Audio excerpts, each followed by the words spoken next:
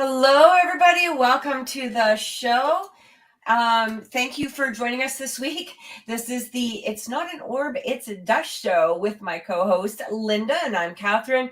And we are missing two of our co-hosts today. Trevor and Peter, unfortunately, are not able to be with us this week, but we'll drag their butts back here again soon, hopefully. Yeah. How are you doing, Lynda? I'm doing okay. I'm like everybody else, getting over a horrible, awful, terrible, disgusting cold. Yeah. Yeah. But otherwise, I think I'm okay. It's getting busy. Like we're getting a lot of hits and things on our website. And so people are starting to kind of crawl out of their sleeping bags, even though it's really like it's been freaking cold here, but they're starting to crawl out of their sleeping bags and going, okay, so I have a ghost problem. So that's okay. Yeah. It's okay to come now because it's warmer out, but that's true.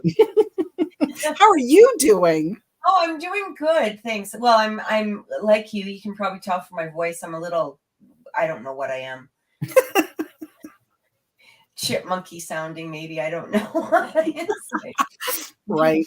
But yeah, I've been sick all week and starting to feel like a human again, which is nice. You always got to love the human side of things, rather than I just gonna lay on my couch and melt here for a while. kind of energy. Yeah. But yeah, no, otherwise doing really good.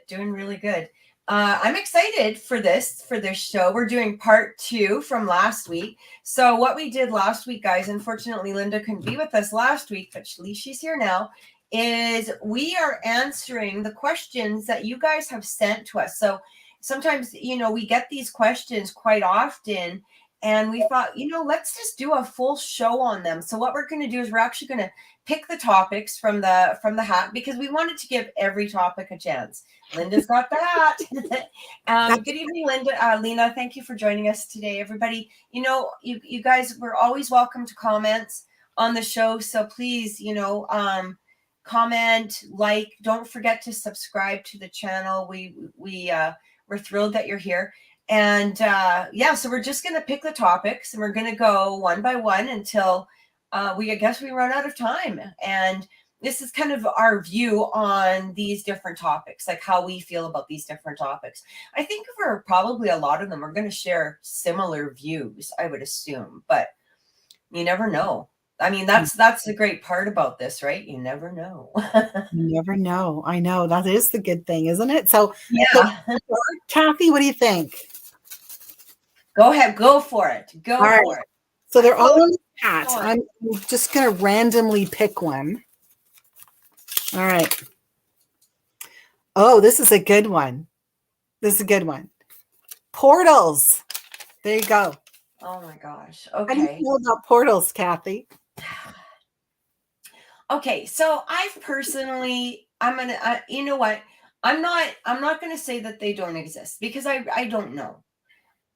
For me personally, I've never ran into it, and I hear it all the time. Like, you'll hear people that will say, oh, I had an investigator over, I had a medium over, or whatever, and they have this portal in my toilet bowl or my closet or wherever the hell it is.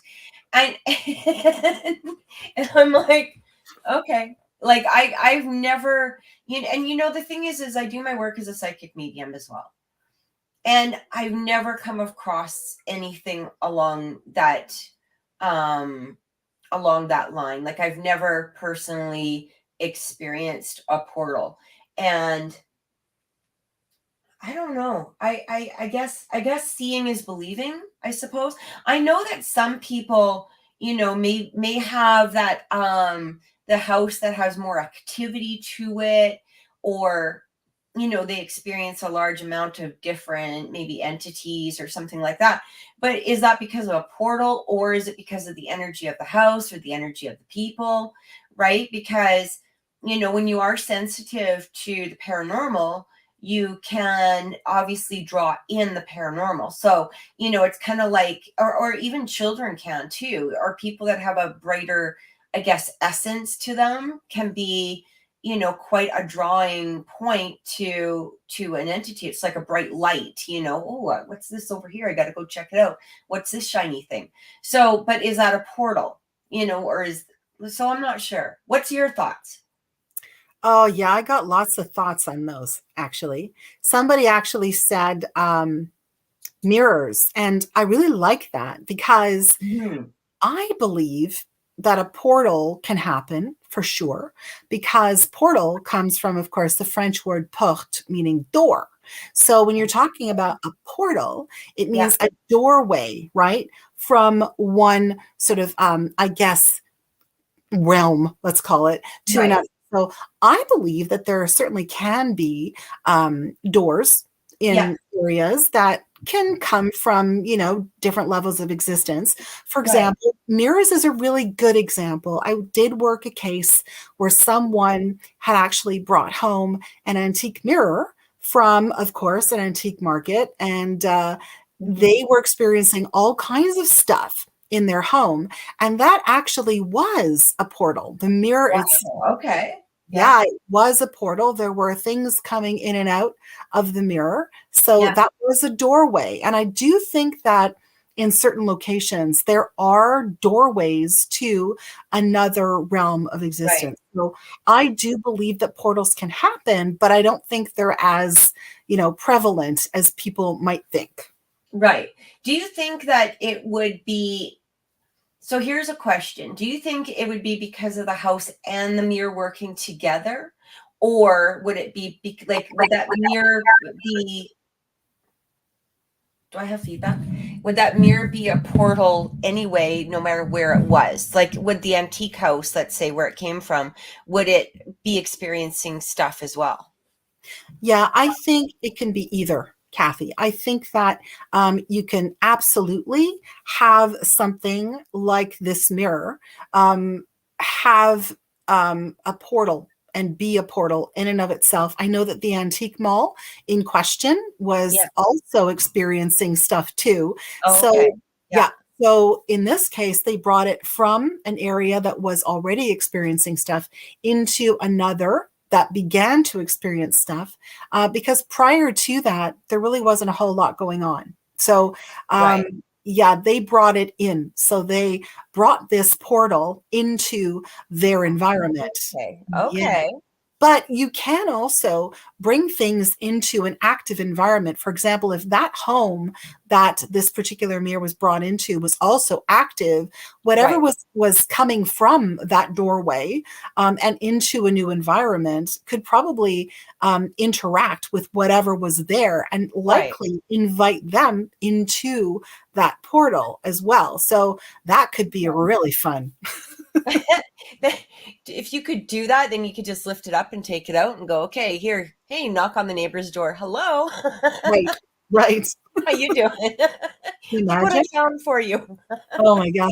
But I do think that portals, I do think that portals and doorways do exist. And I think that they can be created in some circumstances. I mean, when you're talking about like residual energy and, an imprint of energy, that can create almost like a vortex of energy, which can be a portal through which things can come through. So yeah, I believe in portals. I don't think that every place has one, but I do believe in them. Yeah. See, and maybe that's the thing too, is that you hear about them. I know that there was a team, I'm not going to mention who they are or anything like that. There was a team here in Edmonton that they used to, go to houses and oogie boogie something and be like, oh, the portal's closed, you're free, you're clear, pay me like X amount of dollars, catch on the flip side. And as a team that doesn't charge, we had to go back to a lot of, and they, not that we knew ahead of time that that they had been there, but we would get calls from these people saying, look at, we had this team in, activities even worse, or we paid them this huge chunk of money, to do X, Y, and Z. And our place is just as active as before. And we had to do that a lot. So I think on that level, I have this negative sort of thought process towards portals, because we would hear it from just about everybody that, you know, that they had gone to, that apparently, you know, like I said, their closet, their toilet, the freaking doorknob was, everything's a portal, you know what I mean? And so it was, you know, you end up kind of just becoming very kind of closed-minded to the whole idea of it. And again, I just personally have never run into them, but I'm um not to say that they don't exist, for sure, for sure. Like exactly what Cody is saying here. Cody is saying, thus giving the rest of us a bad image. 100%. So many times we've had to deal, you know, with the negativity of some other team that has done something stupid or disrespectful or ignorant or whatever it was, you know, and then, you know, these poor people are left in the lurch as to, you know, not only a bad experience, but possibly even still having the activity, if not worse than when it originally started from. And it's sad, and we've all dealt with that, you know, so many times. So, Yeah, but it's true. yeah, let's go to the next one. All right, let's shuffle the hat. Okay. Okay. All right. What's the next one? Oh, the excitement is just killing me. Here we go. Oh, Kathy, Ouija boards. Oh, One of my favorite topics. my favorite topic. Go ahead, my dear. Uh-huh. So I know that a lot of people, I think a lot of it is, again, kind of my personal experience or whatever it was. But I know that Pete at one time, if for people that are new to the show, Pete's our other co-host, Pete Wren. He used to have, he collects Ouija boards. I don't know if he still does. And that's perfectly fine. I think, you know what I mean? Like I have um I have no objection to anybody doing whatever. Like it's your house. You do you. I don't care. I have no judgment towards it, in good, bad, negative. I just, you know what I mean. For me personally, I think it's about the intention. Now, here's the thing.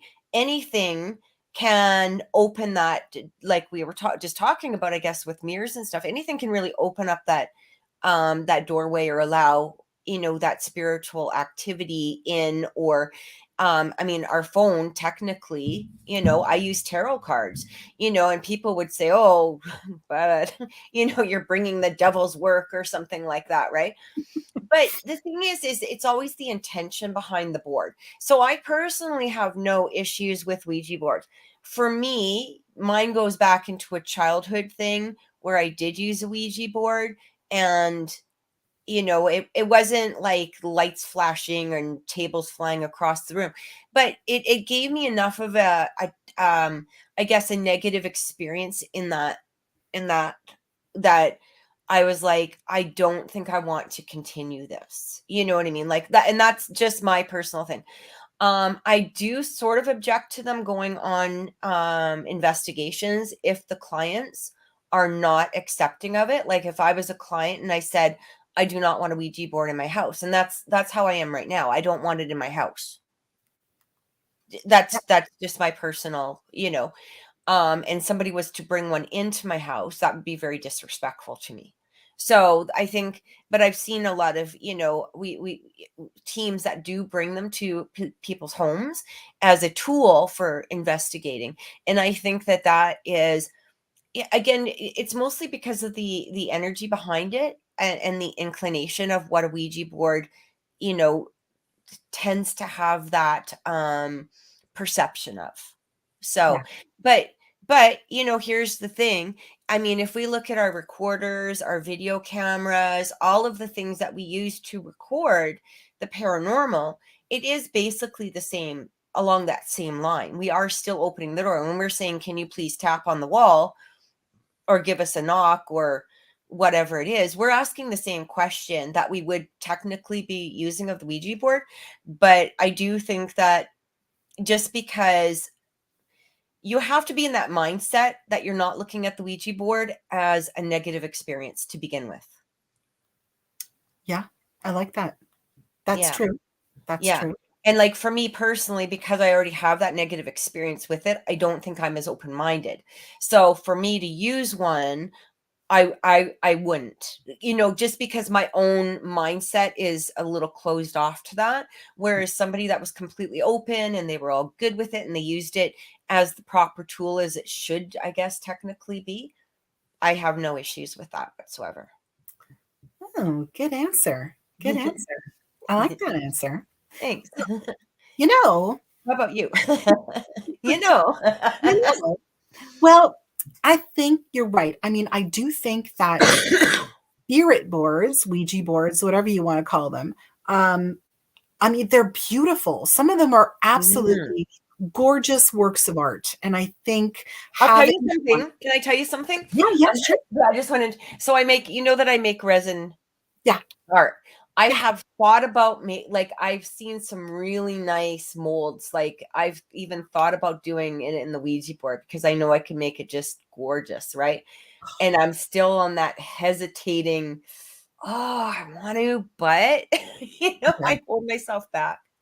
So No, I yeah. know, I know. But you know what? Honestly, anything like, for example, a beautiful deck of tarot cards, Right. they are in and of themselves absolutely beautiful works of art. Yeah. So I think if you look at it from that perspective, they're absolutely beautiful. And why Right. wouldn't you appreciate that and have it in your home? I mean, you can frame an entire deck of tarot cards if you Oh, want for and hang sure. them up, Right. hang them up in your house. I have It's a them in my house. Actually, I do hang them up in my house. I do have yeah, some. me Yeah. too.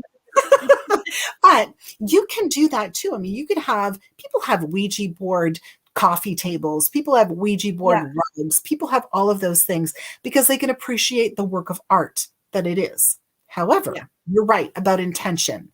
And I think that's the issue is that, this is a game that's copyrighted by gosh knows who, some gaming company who shall be nameless for all intents and purposes. But anybody can use it. So, from a small person to an adult, you can use this thing. But what happens is, yeah, exactly. Angel Mhm. cards, same Mhm. thing. You can Yep. appreciate it. You can Yeah. appreciate a Ouija board. But Ouija boards, if they're used without the proper intention and without actually protecting yourself, like Right. any time you use any divination device, if you don't protect yourself, if you don't use it with the right intention, you can call in all kinds of energies. It's like having an open telephone line, and things can come through that you don't expect. And so many times we've been called in to specific locations, Mhm. usually private residences, where people have called in what I like to call rogue spirits. And those rogue spirits aren't necessarily people who, they're not necessarily people who have passed. They're sometimes entities that haven't ever even been human, but Right. they're very wily and they're very mischievous and they tell you Mhm. things that you want to hear. They try to get you really addicted to using the spirit board so that you can ask questions. They seem like they're really wise and they tell you everything that's going to happen. They tell you everything that did happen. And then all of a sudden, boom, you're caught up in the snare and you can invite them in and they won't leave. Right. Cody says I have a Ouija board tin There you can full of mints and a Ouija coffee cup. That's cool. Yeah. So sometimes they don't want to leave, and sometimes Yeah. they can be nasty. They can be, malevolent. They can be Mhm. mischievous. They can do all kinds of things that, people would otherwise call demonic. Well, I think too, because I had said earlier, like with the when you use the camera or use the audio, but when you think about it, the Ouija board is energy that you're actually moving. It's not just the voice coming through. It's not just a little.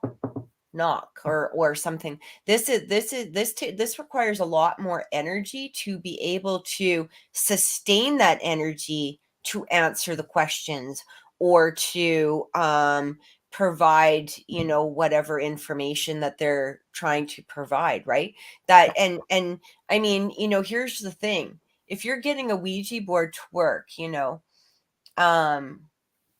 I mean, how many times have we sat on an investigation and been like, "Can you just knock on the wall?" And you're like 12 hours later, just a knock, just a knock. Tiny little Just a knock, please. But then you've got if you've got this Ouija board that's like vroom, vroom, vroom, vroom, vroom, I mean, how much energy does that take? So you got to think about it. Is that really, a lot of times is that human energy, right? Right, exactly. And somebody once That's a good, so you had a really good point there. So I'm kind of retracting what I great. said a bit. I'm like, I might just be taking this back a little bit. I'm gonna, because when you think about it, it is an awful lot of energy that goes into the movement of that Ouija board, right? Oh, yeah, and you've got a group of people, even sometimes just 2 people. I have known people that have tried to use it just themselves and Yeah, have actually had a lot of luck, in that way yeah. as well. I mean, that Captain Howdy. energy, I would just go think of Captain Howdy from The right? Exorcist. Yeah. Right? But I mean, honestly, that does take a lot of energy, and when you think about it, sometimes that energy, especially if you're using it by yourself, moves through you. So what does that do? I mean, that's really scary when you think about it. And to have Hmm. a group of people that are all focusing with intention on communicating with the other Right, side, you don't know what their intentions are. Are their intentions, oh, I want to communicate with Aunt Bethany, or are their intentions, I want to know if I'm going to, have a relationship soon, or, right. what's wrong with me? How's my health? So there's a million and one things happening. And Yeah, whatever you're inviting in, because it is like an open telephone line, yeah, it's going to know what you're thinking and it's going to know how to get under your skin. And yeah. that's the problem. How many people have been totally addicted to the experience? So we have to be really careful with a Ouija Exactly. board. Yeah, not good. 100%. Yeah, not 100%. good. Cody says here, hang on. I tend to equate it to like when Patrick Swayze from Ghost is trying to get energy in order to move the simple little penny. 100, yeah, that's exactly it, right? And that's again another really good point because I mean, we've sat on investigations and you're just like, move this ball. Like it's not that hard, just the ball. Like move a ball. You know, and really a good swish of air is going to move the ball, right? So that, if you're not getting that energy from something. So yeah, when you look at the Ouija board and it's like flying all over the place, like, you gotta wonder a bit. You gotta wonder. Yeah, Yeah. scary stuff. So be Yeah. careful with those boards. Be careful with those boards, people. Exactly. Use them with very good intentions. Yes, absolutely. All right, Mhm. let's go for Okay. the next one. Okay, the anticipation. Okay, here we go. Oh, another favorite of yours, poltergeists. Oh no. I know, right? We're Yeah. getting the good ones. So I think, do you want me to go first or do you want to go Yeah, first? yeah, go ahead. Go ahead. So I think, the term poltergeist has been thrown around an awful lot in different contexts, Yeah, right? And some people call a ghost a poltergeist, yeah, or a mischievous ghost is a poltergeist. But technically, the term poltergeist is an energy that we create from within ourselves.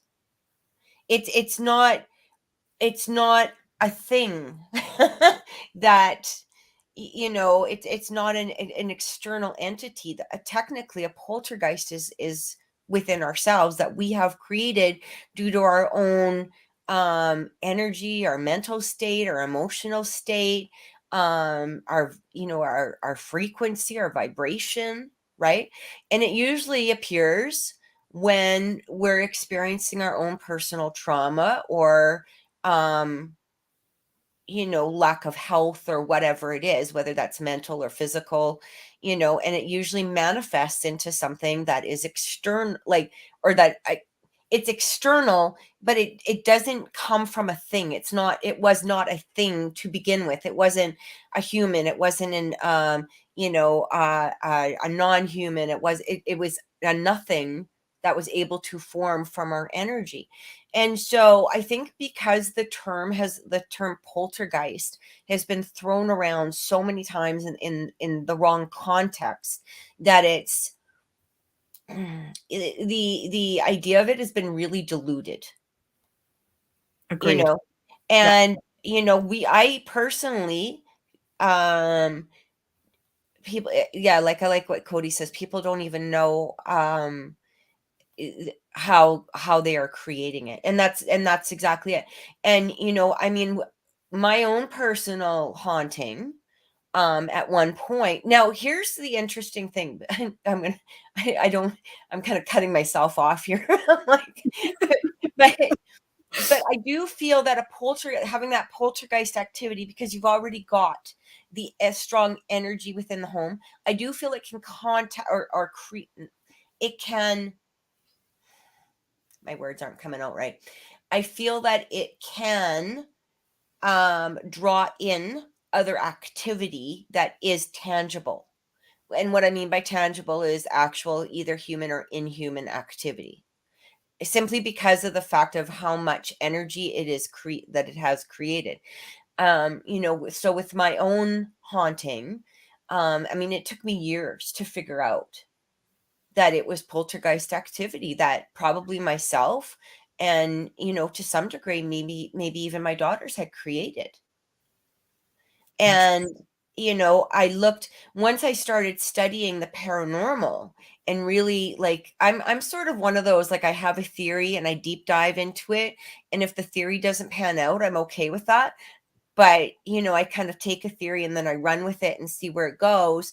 Yeah. And if, again, if it goes to a brick wall, okay, well, it does, and can't do anything about it. But, you know, but when I started really looking into the paranormal, and I come across poltergeists, and I started reading up on it. I mean, when we had the activity within my home, I was in a place of going through a divorce, working 3 jobs, getting 2 hours of sleep, having financial stress, going, raising, kids on my own, large mortgage, like, pretty much, like, everything was sort of and dumped on you. And also, having a high vibration or a high frequency, being a psychic medium, now you've got that on top of it, right? And I feel like at that time, a lot of that activity was poltergeist. I'm trying to say the longer word of it, but I can't.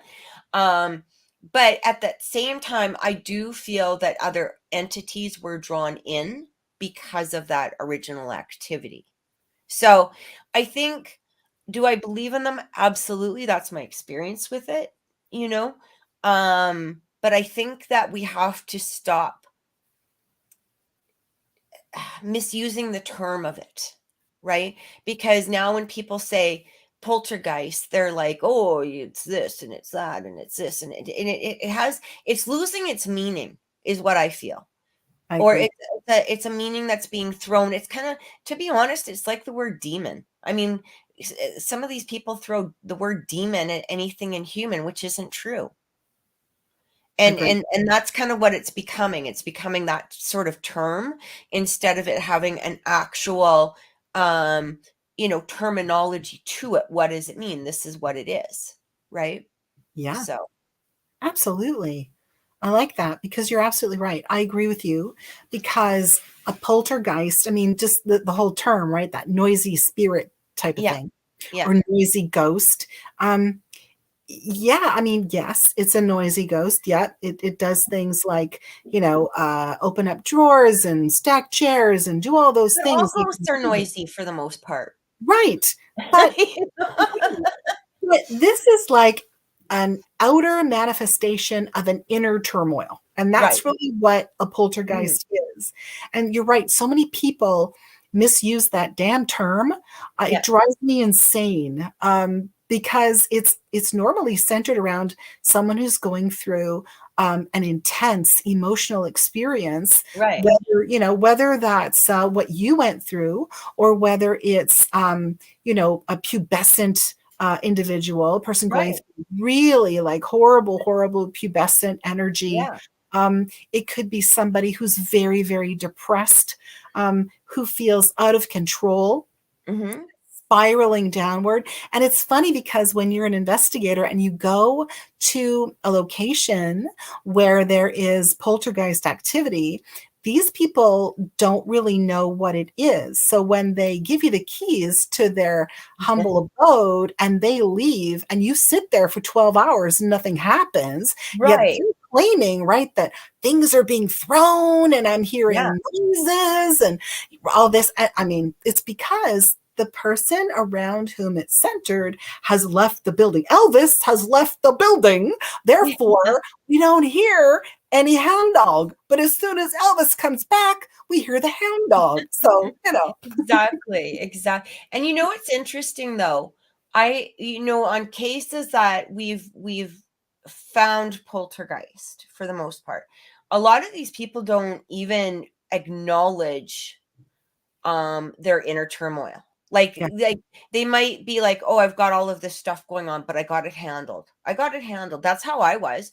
It was like, I was cool as a cucumber. You would never have known that I was like on the inside, like, "Blah." Like, that I had so much and running on like an hour and a half, 2 hours of sleep, all the time, right? yeah, And because I would be cool as cool. yeah, But that's where that pull, because you've got so much energy on the inside of you now. Where is yes, it going to go? It's got to go somewhere, and it's going to do something, and that's it's going to start, projecting outwards in some fashion, right? So, and a lot of the people that I've run across that have been dealing with a poltergeist or whatever, yeah, they'll admit to the stress. It's not like I wouldn't have admitted to the stress. I'm just not going to tell you where I am on that stress level. That's right. That's true. And then, You of know, course, a paranormal team will go in and the person will then say, oh, no, it can't possibly be me. It's right? not me. It's And then, start dissing the team, because, they didn't do anything. Like yeah, they didn't get rid of it for me or anything. Like, I don't understand what's wrong with them, but it's not right. an actual, yeah, I know. And Yeah, that's where it comes down to personal responsibility, right? for Like sure. once you take responsibility for it and you're like, okay, maybe I'm a little more stressed than I'm admitting. you know, maybe Right. I got some issues going on, maybe I got to clear off some stuff. But, it's interesting because as soon as I, decided to sell my house, that was costing me a fortune, and bought a different house with lower mortgage and all of the, like, started cleaning out all of that, like the activity just went phew. Yes. But again, you don't equate to that. It took me years to get to that point where I had to go back and dissect. Boom, boom, boom, boom, you Right. know? And Well, you know what, Kathy? That's where, and I think we've had this conversation before, that's where it's really important to not only have like a client intake questionnaire before you do anything with anyone, but yes, also on that client intake questionnaire, be really clear that people need to write down exactly what happens, when it yeah, happens, what your mental state was when it happened, did anything extraneous go on in your life to perhaps precipitate all of these things, et cetera, et cetera, et cetera. So it's important to make sure that you're really self-aware when all of these things are happening around you, because if you absolutely. are and you write it all down, something might click and you might go, oh crap, it's me. 100%. Lena has a really good question. She goes, so how does somebody calm it through meditation?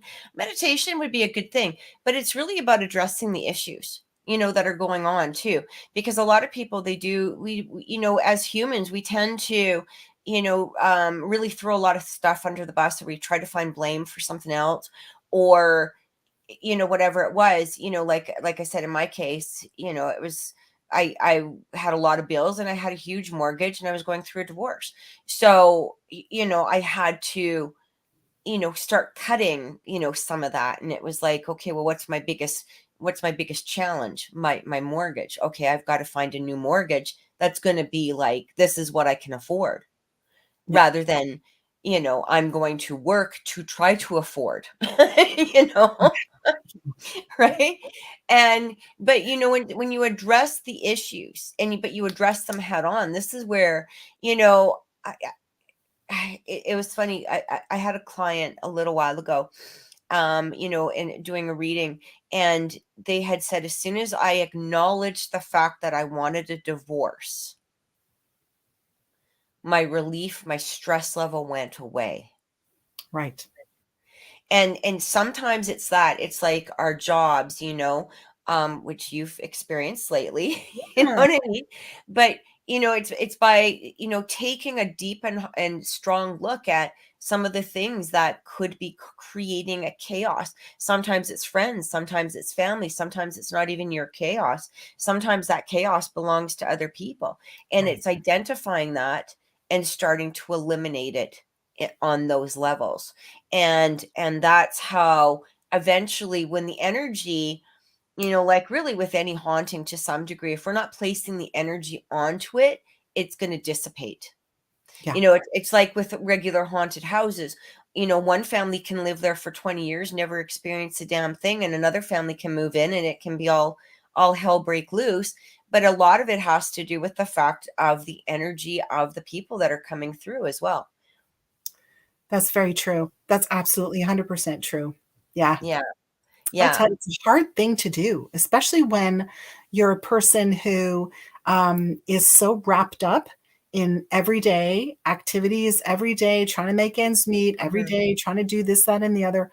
It's really hard to do. But I think it's trying to find the time to write it all down, to try and put everything into perspective. That's hard. That's hard. It is. It is. But what's harder is living with the chaos, Yeah. Yeah. right? And so, when we look at it and we go, is which one is, I mean, sure, I have work to do, Yeah. but if I Yeah. don't do it, do I want to live like this, like I'm living? That's right. And so, I could either work on this and see where it goes, and hey, maybe this will turn out really good, or I can live in the chaos that I am in right now. Yeah. And that's where people have to make those decisions, right? And, like I said, as soon as I released a lot of the things that were creating that chaos, Yes. the activity, I mean, even my girls were like, where's our ghost? Like, you know what I mean? Right. Yeah, like it just, and at the time, like I said, we didn't know it was a poltergeist. We didn't know it could have been me that was creating it, but we were living in, you know, it was hard. It was scary. A lot of times it was genuinely scary to live there. So, Yeah. And yeah. also, you're right. I mean, when you go through something like that and um, there's so much energy that is around you, it's like a big ball of energy Yeah. that can really attract other energies, Oh, man. right? And Yeah. that's the problem. It's like, people say, I don't know Yeah. why I'm attracting all of this. But I mean, if you're so depressed or you're so confused, you don't know where to go, Mhm. you're stuck, you're just Yeah. in this ball of energy. There's so many other energies out there that are going to go, oh, well, And look at this is these and going back to, this is where a lot of people attract, the lower level demonic activity, right? Yes, yes, And because the when I talk about lower level, I'm not talking, we have to remember that there's divisions and subdivisions, not only within human, and vibration and all of that, but it can be within angelic, it can be within spirit form, it can be, whatever. And And when we're in that place, we can attract the sub level, right? Because let's be honest here. Demonic activity, if you've got something that's a higher demonic activity, something that's a higher demonic, it's not going to waste its time with you. It's got other things to do. It's Yeah. not going to waste its time with blow Joe down the block who can't get his truck started, or lives in chaos. Like, they've got better things to do than that. But you're going to attract a sub level, like lower element, and those are like, they can be just as horrible, but they're more mischievous, or they're more like, those are the more the possession type of, but you can attract those, and that can create a hell of a chaos for yourself as well, and you got to That's be careful with it. Oh my God. I like what Lena said, porch light. And that's Yeah, so true, right? It's yeah, so yeah. true. It's like you're like this beacon in the distance to them, and they're going, "Oh, look at that tasty little morsel. Let's go pay a visit." Yeah, let's go hang out there tonight. Exactly, Bring right? beer, Joe. Let's go scratch that one. Exactly. Let's check out the next topic. What do we got? All right, let's see what we got now. All right. Okay. Oh, shapeshifters. Ooh, this will be fun. You go first. Well, shapeshifters, my gosh. Okay, so we have something interesting happening where I'm living, and that is what people are describing, of course, as the skinwalker, Right. which many people have seen. And it kind of looks like a naked man on all fours with very big eyes that kind of walks around and skitters past people. It's a very strange thing. And yeah, skinwalkers. Um, Skinwalkers, shapeshifters, we have a lot of people reporting things like that around here, not just skinwalkers, but Yeah. shapeshifters as well. Um, hard to know because we have a large indigenous population here that really do believe. And I was speaking actually to one indigenous person who actually came to our public meeting a few months ago, who said that they believe that the instances that they see these are correlated with the state of the world, which I thought was interesting. So, Ooh. yeah, so Wow.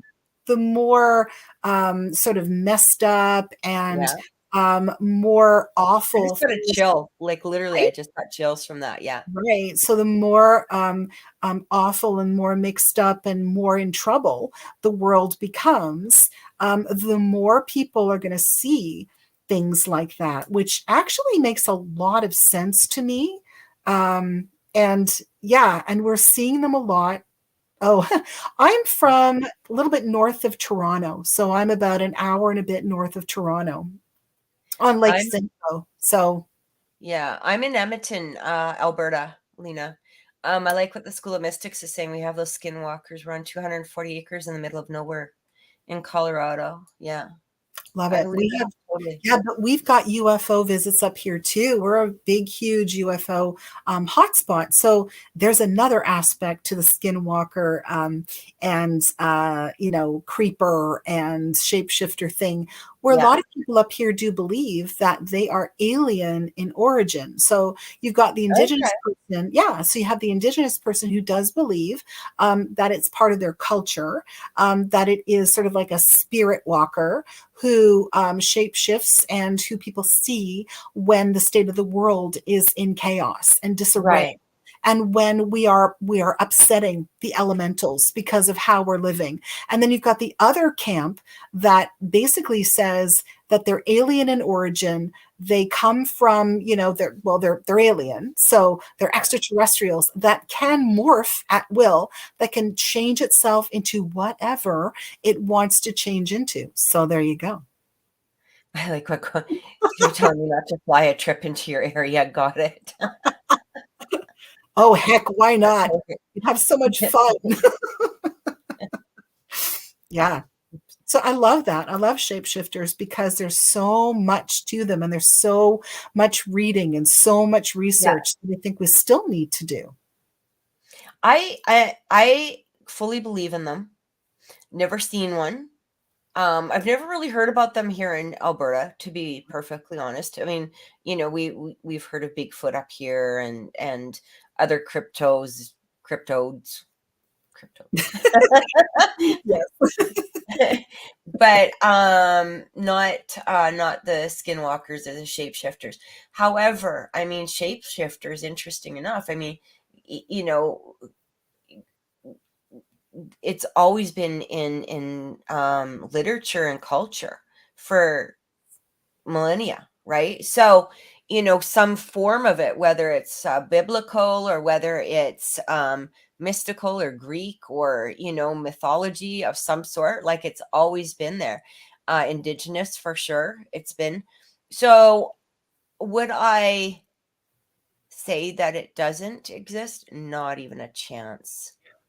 I don't know if I'd want to run into one in the middle of the night anywhere. No. I No, have I have no desire, but I do fully believe in them for sure. Yeah. I do too. As a Yeah. matter of fact, recently one lady ran into one at like 5:30 in the morning when she was walking her dog in the dog park. So that's really scary. See that I don't know if I'd go for a walk again. I'm gonna be honest. Be like, here, dog, run around the yard forever. Forever. I don't know. But yeah. I'm never taking you for a walk. Never. You're never leaving this house ever. Nope.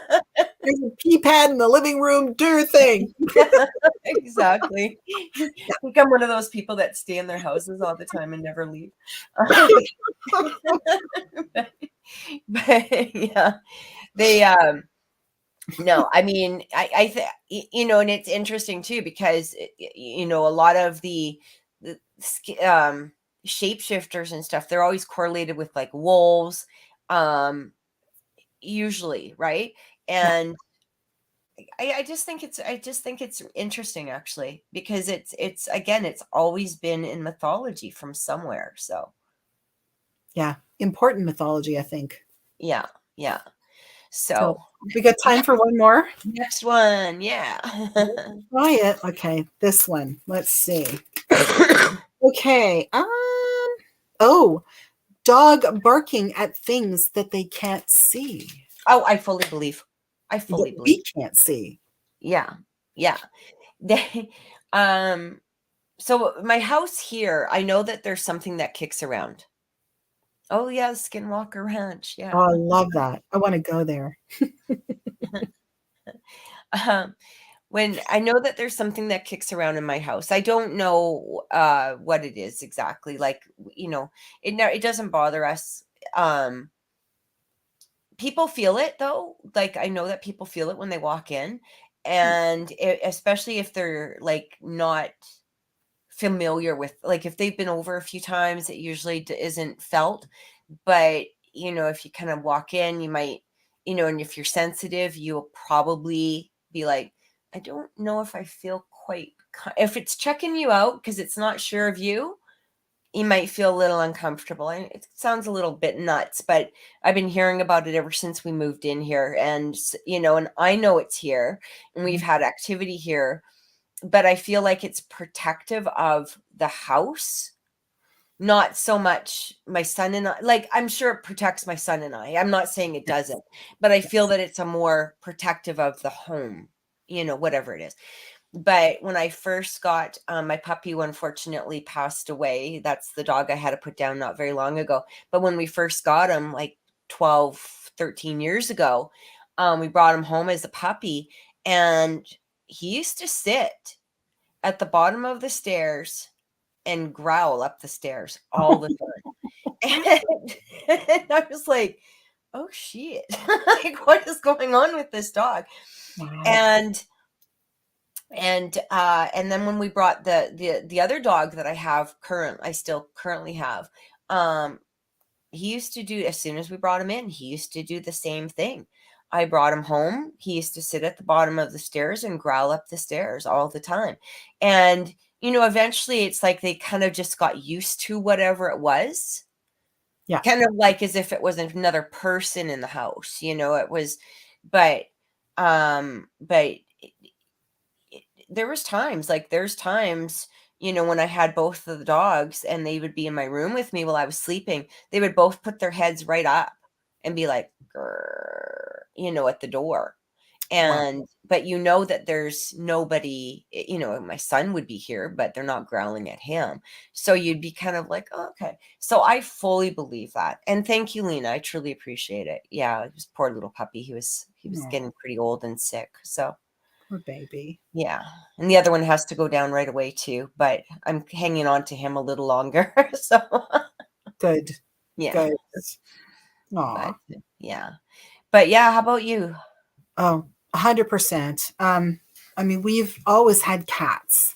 Yeah. And prior to getting married, I had a dog. And all of the animals, they see things all the time. They experience things. They probably hear things as well that we can't hear, that we Oh can't yeah. see. And I mean, people will say to me, yeah, but why? Well, I think the best explanation that I have for that is because you know how we do EVPs and we don't hear them because they come in on a different frequency that our Right. equipment can pick up on. It's kind of like a dog whistle, right? People have dog whistles. We can't hear them, but the dogs can. Yeah.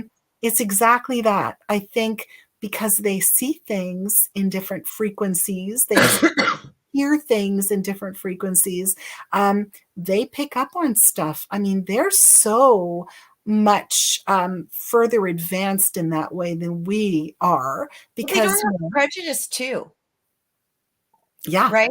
They're yeah, they're looking at things as true form, yeah, not what nonsense we as humans tend to create in our own mind's eye. exactly. Exactly. They're kind of like children, what you see is Yeah. what you get. They don't, you're right. They don't have any sort of dogma, they're kind of like, Yeah. They're yeah, not like, if I see that ghost, Fred's gonna make fun of me. You know? no, you're right. That's exactly right. So I always say, like, okay, if I'm alone and the cat suddenly goes like, the way they do. Yeah. Who's Wow. that? I'm inclined to go, oh, okay. So I don't see anything, but it doesn't Yeah. mean it's not there. Yeah, I truly, truly believe it. I think animals are so much smarter when it Yeah. comes to picking up on things within our environment that we can't pick up on. So 150%. Yeah. I do. Yeah. I fully believe it. And it's something I think too, is that almost so many people have experienced that as well, with their own pets. And, yeah, I mean, I'm not gonna lie, like seeing your dog staring up the stairs and growling is a little unnerving. No kidding. You're No. like, what, like, I don't know what you're looking at, dude. What are you seeing? And then you're like, oh man, I don't even know if I want to know what this thing looks like. Right? You know? I know. Growing up, our dog used to bark like down the basement stairs. She'd look down the basement stairs and she'd be like, "Grrr," right? Or Yeah. else she'd be like, "Grrr." And my mother would go, yeah, not doing the laundry today. Yeah, yeah, exactly. And good point though. I mean, if these things can come into our house, come into our laundry, like would it hurt you to scrub a dish? Yeah, Really? Would it hurt you to seriously. scrub a dish? Agreed. Agreed. I know. Pick up the broom, will you? Like, Do come some on, just vacuuming. just do something to earn your keep, for God's sakes, right? Oh, God. So true, Kathy. Make So my true. coffee in the morning. Something you gotta, you know. Press the button. Concentrate on pressing that button on the coffee maker. Anyway, Cody says earn your keep. Yeah, that's right. Like, I mean, Yes. we're being nice. We're not kicking you out. We're Yep. giving you a nice home. Yep. It's warm. It's Yep. cuddly, friendly, right? Like, come on, just help out a little bit. Help a woman out. Totally. I totally agree. Gosh, But you could. they're probably sitting there going, the ghosts are probably all like, yeah, right, lady. And then if we actually did that, you'd be like burning my ass out of here with that sage. Yeah. That's true. Oh my God, these are so much fun. And there's still like a hat full of them. We're going to have to continue next week. I think once the guys are here and they're joining us for that, I think that would be fantastic. So, Agreed. yeah, Agreed. I think there'll be lots of fun. Thanks, guys, so much for joining us. This was such a fun episode. It really was. We truly appreciate your comments. We love reading them. We love engaging with you guys. Thank you so much for being here. And have an amazing week. Don't forget to subscribe, click like, and have we'll see you next time. Thanks, Lynda. Thank you. Take Take care, care. guys. All right. Bye.